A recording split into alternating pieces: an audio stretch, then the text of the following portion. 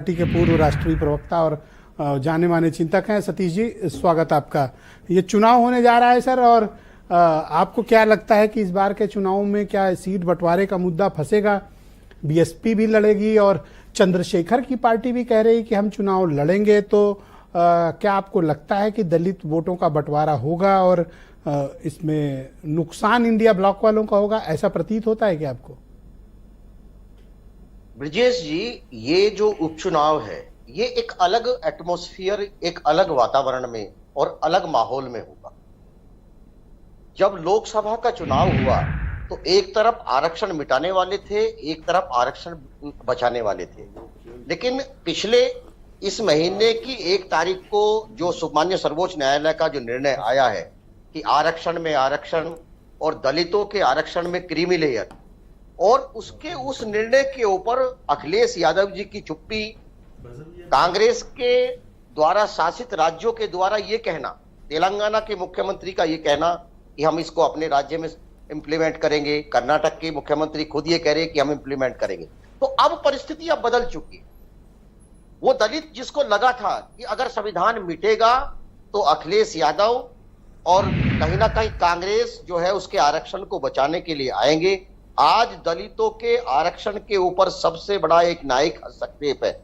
ऐसी परिस्थितियों में अखिलेश यादव जी की चुप्पी, राहुल गांधी की चुप्पी, और जो वर्तमान सरकार है, जो केंद्र सरकार है, हालांकि उनके पास आज बीजेपी के तमाम जो सांसद हैं वो गए हैं, लेकिन माननीय प्रधानमंत्री जी ने भी उनको कोई बहुत आश्वस्त नहीं किया।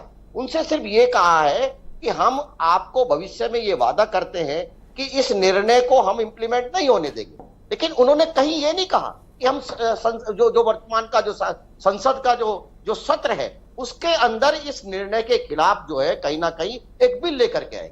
तो ऐसी परिस्थितियों में पूरे देश का दलित अपने आप को कहीं ना कहीं ठगा हुआ महसूस करता है।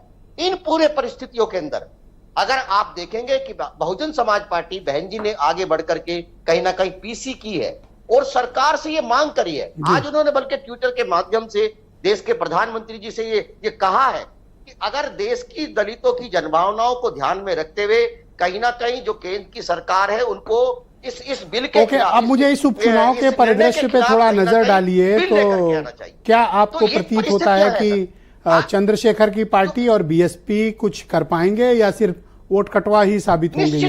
निश्चित रूप से ये बहुत, देखिए, तमाम पीडीए के जो लीडर्स हैं, जो दलित लीडर समाजवादी पार्टी में काम कर रहे थे, उनसे अखिलेश जी ने मिलने से मना कर दिया। उनके लिए रास्ते बंद हैं।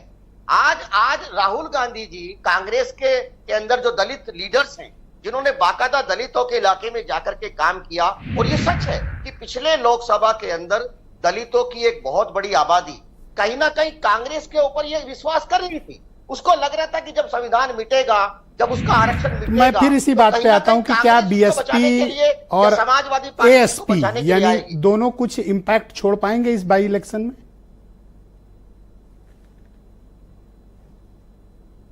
मुझसे सवाल पूछा सर? यस, आपसे पूछा।